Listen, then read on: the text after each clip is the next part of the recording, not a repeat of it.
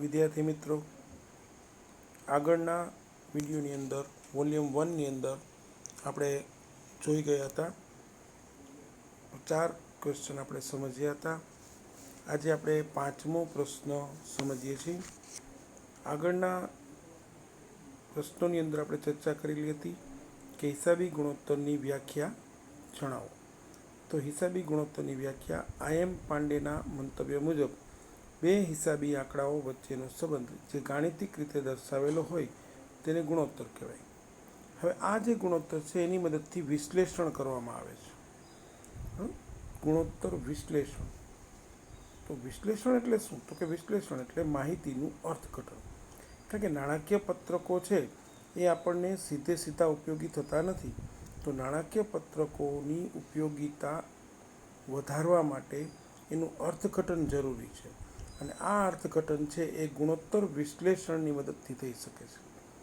બરાબર. જ્યારે પણ આપણે કોઈ બે કંપનીઓની સરખામણી કરવી હોય, કમ્પેરિઝન કરવી હોય, બરાબર, ત્યારે આપણે આ હિસાબી ગુણોત્તરનો ઉપયોગ કરી શકીએ છીએ. તો ગુણોત્તર વિશ્લેષણના હેતુઓ જણાવો. આ પ્રશ્ન પરીક્ષાની અંદર 1 માર્કમાં પૂછાય તો આ રીતે પૂછાય, ગુણોત્તર વિશ્લેષણના 2 હેતુઓ જણાવો. તો આમાંથી કોઈ પણ 2 હેતુ તમે લખી શકો છો. બરાબર. 2ની બદલે આપણે 3 લખીએ એટલે પૂરો 1 માર્ક મળી જાય છે. થોડોક ક્વેશ્ચન મોટો બુકની અંદર આપેલો છે, ટેક્સ્ટ બુકની અંદર, કે ગુણોત્તર વિશ્લેષણના 3 હેતુઓ સમજાવો. તો અહીંયા તમારે પહેલા 3 હેતુઓ સમજાવવાના રહેશે, જેની આપણે ચર્ચા હમણાં કરીએ છીએ. બરાબર. તો એ રીતે પણ પરીક્ષાની અંદર પ્રશ્ન પૂછાય છે. તો આપણે શરૂ કરીએ. ગુણોત્તર વિશ્લેષણના હેતુઓ જણાવો. બરાબર. જો એમ પ્રશ્ન પૂછે તો તમારે 9 ગુણોત્તર વિશ્લેષણના હેતુઓ લખવા પડે છે. બરાબર. પણ જનરલી એક્ઝામની અંદર તમને ચોખવટ કરેલી હશે. બરાબર. ગુણોત્તર વિશ્લેષણના હેતુઓ નીચે મુજબ છે. તો સૌ પ્રથમ હેતુ છે સરળ રજૂઆત માટે. ગુણોત્તર વિશ્લેષણનો મુખ્ય હેતુ એ છે કે ગુણોત્તર વિશ્લેષણને લીધે નાણાકીય પત્રકોની વિગતો વધુ સરળ, સંક્ષિપ્ત સ્વરૂપે અને વૈજ્ઞાનિક રીતે સમજી શકાય છે. નાણાકીય પત્રકોમાં દર્શાવેલી વિગત, બરાબર, જે આપણે આંકડા સ્વરૂપે હોય છે, એને વધુ સરળ અને સંક્ષિપ્ત સ્વરૂપે અને વૈજ્ઞાનિક રીતે રજૂ કરવી હોય, બરાબર, તો એ ગુણોત્તર વિશ્લેષણની મદદથી કરી શકીએ છીએ. નાણાકીય પત્રકોના જુદા જુદા અંગો એકબીજા સાથે સંબંધ ધરાવતા હોય છે. જેમ કે વેચાણનો નફા સાથે સંબંધ હોય છે, દેવાનો ઇક્વિટી સાથે સંબંધ હોય છે. બરાબર. તો દેવા ઇક્વિટી ગુણોત્તર, ચોખ્ખા નફાનો ગુણોત્તર, એની મદદથી તમે વેચાણના પ્રમાણમાં ચોખ્ખો નફો કેટલો થયો છે એ જાણી શકો છો. તો આ રીતે સરળ રજૂઆત થઈ શકે છે. તો હિસાબી માહિતી જે આપણી પાસે છે એ માહિતીને સરળ સ્વરૂપે રજૂ કરવી હોય તો હિસાબી ગુણોત્તરની મદદથી કરી શકો છો. બરાબર. તો હિસાબી ગુણોત્તર 2 સંબંધિત અંગો એટલે એકબીજા સાથે સંકળાયેલા અંગો.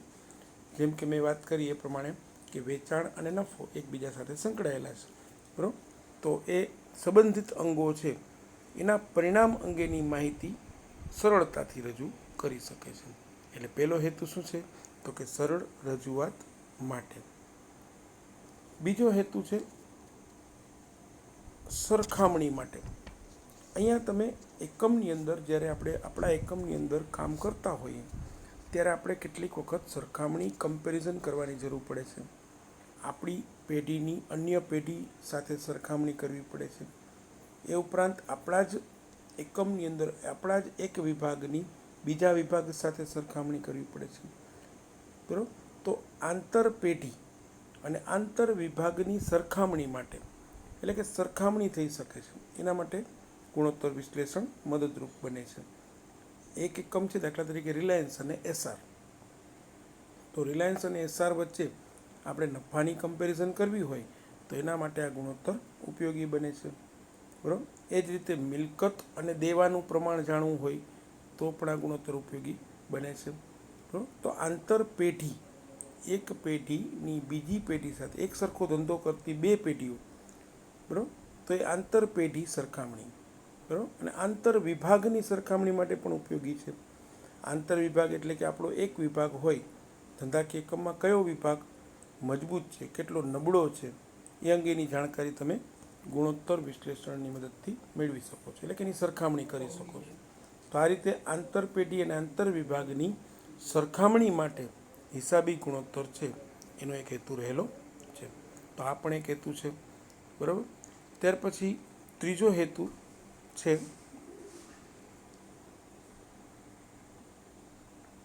વિશ્લેષણ માટે. વિશ્લેષણ, બરાબર. ધંધાકીય એકમની અંદર નાણાકીય પત્રકોમાં દર્શાવેલી વિગતો, એની જે આંકડાકીય માહિતી છે, કારણ કે આંકડાકીય માહિતી પોતે કંઈ રજૂઆત નથી કરતી. કોઈ પણ એક બે કંપનીના હું તમને નફા નુકસાનના પત્રક આપું કે પાકું સર્વે આપું તો તમને એને આધારે એમ નક્કી ન કરી શકો કે કઈ કંપની છે એ વધુ સારી છે, કારણ કે એમાં ફક્ત આંકડાકીય માહિતી લખેલી હોય છે. પરંતુ જો આપણે હિસાબી ગુણોત્તર વિશ્લેષણનો ઉપયોગ કરીએ તો એને આધારે તમે નફા નુકસાનનું પત્રક અને પાકું સર્વે એનું વિશ્લેષણ કરી, એનું અર્થઘટન કરી અને ઉપયોગી બને એ રીતે તમે તૈયાર કરી શકો છો. એટલે કે એનું વિશ્લેષણ કરવામાં આવે છે, બરાબર.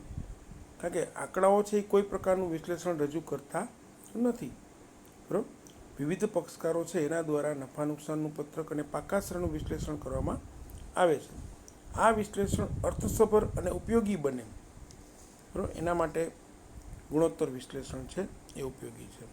એટલે કે ગુણોત્તર વિશ્લેષણનો આ મહત્ત્વનો હેતુ છે વિશ્લેષણ, બરાબર. નાણાકીય પત્રકોના વિશ્લેષણ માટેનો પણ એક હેતુ રહેલો છે, બરાબર.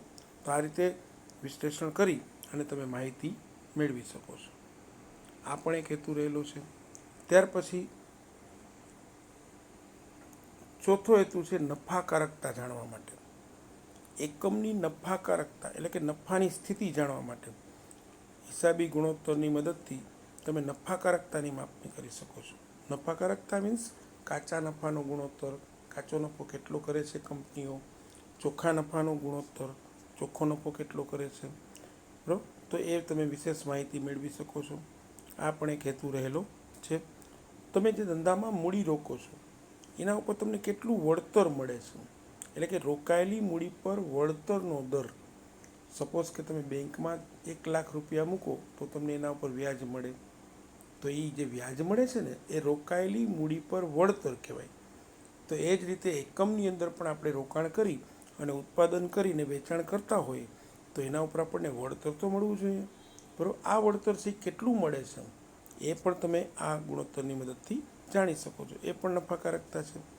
એ ઉપરાંત ઇક્વિટી શેર મૂડી કંપનીઓ છે એ શેર મૂડી બહાર પાડે છે, એના દ્વારા કંપની ઉત્પાદન કરે છે, ઉત્પાદન કરીને વેચાણ કરે છે, એમાં નફો કરે છે, તો એના ઉપર કેટલા દરે આપણને નફો મળ્યો, એટલે કે ઇક્વિટી શેર મૂડી પર વળતરનો દર કેટલો છે, બરાબર, એ પણ જાણી શકાય છે. તો આ નફાકારકતા જાણવા માટે પણ ઉપયોગી છે, બરાબર. ત્યાર પછીનો હેતુ છે તરલતા જાણવા માટે. તરલતા એટલે શું? તરલતા મતલબ ટૂંકા ગાળાની નફો કમાવાની ક્ષમતા, દેવા ચૂકવવાની ક્ષમતા. તરલતા મીન્સ ટૂંકા ગાળાના દેવા ચૂકવવાની ક્ષમતા. જો અહીંયા ઉપર મેં માર્ક કરેલું છે. ટૂંકા ગાળાની સદ્ધરતા એટલે તરલતા એમ પણ કહી શકાય. ટૂંકા ગાળાની સદ્ધરતા એમ પણ તમે કહી શકો, અથવા તો એમ પણ કહી શકો કે ટૂંકા ગાળાના દેવા ચૂકવવાની ક્ષમતા. દેવા ચૂકવવાની ક્ષમતા એ જ સદ્ધરતા છે. તો એકમની તરલતાની સ્થિતિ જાણી શકાય છે, બરાબર. તરલતા જાણી શકાય છે. એકમ છે એની તરલતા કેટલી છે. તરલતા આપણે થોડીક સમજીએ, બરાબર, કે તરલતા એટલે શું. તો કે તરલતા એટલે એકમની અંદર જ્યારે નાણાંની જરૂર પડે ત્યારે તાત્કાલિક નાણું મળી રહે એ તરલતા છે, બરાબર. તો તરલતા જાણવા માટે એકમની ઉપલી સપાટીએ કેટલું નાણું પડ્યું છે એ તમે જાણી શકો છો, બરાબર. જે ચાલુ ગુણોત્તર, પ્રવાહી ગુણોત્તર, આગળ ગુણોત્તર આવશે એની મદદથી તમે એની તરલતા છે એ જાણી શકો છો. તો એકમની તરલતાની સ્થિતિ જાણવા માટે આ ગુણોત્તર છે એનો એક હેતુ રાખવામાં આવેલો છે. ત્યાર પછી સદ્ધરતા જાણવા માટે, બરાબર, ખાસ કરીને લાંબા ગાળાની સદ્ધરતા. સદ્ધરતા કોને કહેવાય? તો કે સામાન્ય રીતે આપણે ઘણી વખત વાત કરતા હોઈએ છીએ કે આ પેઢી સદ્ધર છે, આ પેઢી સદ્ધર નથી. તો સદ્ધરતા મતલબ તમારી જે કુલ મિલકતો છે એની સામે તમારા દેવાનું પ્રમાણ, બરાબર, એ બે વચ્ચેનો જે તફાવત છે એ સદ્ધરતા છે. બરાબર. સપોઝ કે કોઈ એક પેઢીની મિલકતો 5 લાખની છે, એની સામે 1 લાખનું દેવું છે, તો આ પેઢી સદ્ધર કહેવાય, કારણ કે એનો તફાવત 4 લાખ આવે છે. બરાબર. જેટલો વધુ તફાવત આવે, બરાબર, એ પ્રમાણે તમે સદ્ધરતા કહી શકો.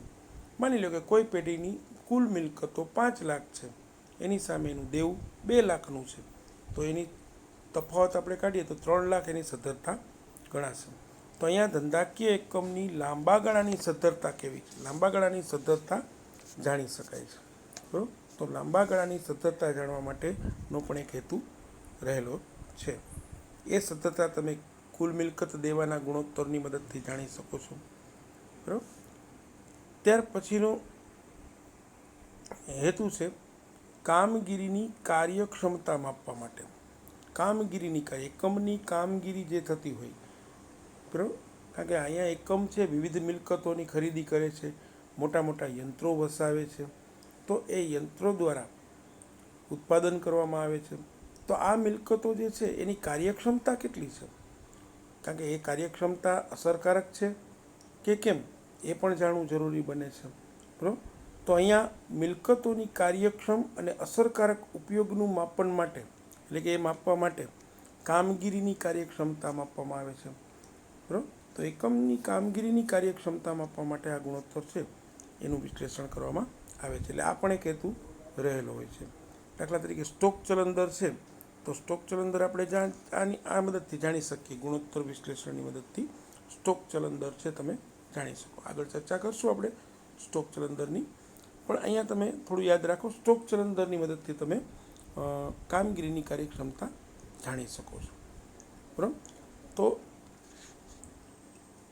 કામગીરીની કાર્યક્ષમતા, કાર્ય કરવાની ક્ષમતા. તો આપણે વાત કરતા હતા કે એક યંત્ર દાખલા તરીકે ઉત્પાદન કેટલું કરે છે, કારણ કે જનરલી યંત્રો છે એ 24 અવર્સ ચાલતા હોય છે એકમની અંદર. બરાબર. તો 24 કલાક એ યંત્ર ચાલે તો કેટલું ઉત્પાદન કરે છે, એમાંથી કેટલું વેચાણ થાય છે, તો એ સ્ટોક ચલન દર બતાવે છે. બરાબર. કે કેટલો માલ તમે ઉત્પાદન કરો છો, સામે કેટલું વેચાણ કરો છો. બરાબર. કારણ કે એ ઝડપ બતાવે છે તમારી. ઘણી કંપનીઓની અંદર બંને પાળીઓમાં 24 અવર્સ યંત્રો ચાલુ રાખવાના હોય છે. તો એ તમે જોયું હશે કે કંપનીની અંદર 2 પાળીઓ હોય છે, તો 2 પાળીની અંદર કામ થતું હોય છે, તો એને કામગીરીની કાર્યક્ષમતા જાણી શકાય છે. આ ગુણોત્તરની મદદથી તમે જાણી શકો છો. ત્યાર પછીનો હેતુ છે આયોજન કરવા માટે. આયોજન અહીંયા આધારણ મતલબ ધારણા. બરાબર. ગુણોત્તર વિશ્લેષણની મદદથી તમે ભવિષ્ય અંગે આયોજન છે એ કરી શકો છો. આયોજન છે તમને ખબર છે ભવિષ્ય માટે કરવામાં આવે છે, તો એ કેવી રીતે નક્કી થઈ શકે? તો દાખલા તરીકે કોઈ એક કંપની છે, એના છેલ્લા 5 વર્ષનો કાચા નફાનો દર આ રીતે હોય કે 20%, 23%, 24%, 26%, 29%. તો હવે તમે નક્કી કરી શકો છો કે જો કાચા નફાનો દર છે વધતો જાય છે, બરાબર, એટલે કે 5 વર્ષ ત્યાં નફામાં વૃદ્ધિ જોવા મળે છે, તો હવે આવતા વર્ષે એટલે કે છઠ્ઠા વર્ષે પણ આ નફો છેલ્લે આપણે 29% કીધા હતા, તો એનાથી વધવો જોઈએ. 30%, 35% સુધીનો નફો થવો જોઈએ. તો એનું આયોજન તમે કરી શકો છો કે ભાઈ આગળના વર્ષોની અંદર આપણે આટલો નફો કમાણા હતા, તો હવે આપણે ભવિષ્યમાં કેટલો નફો કમાશું એની પણ અહીંયા તમે આયોજન કરી શકો છો.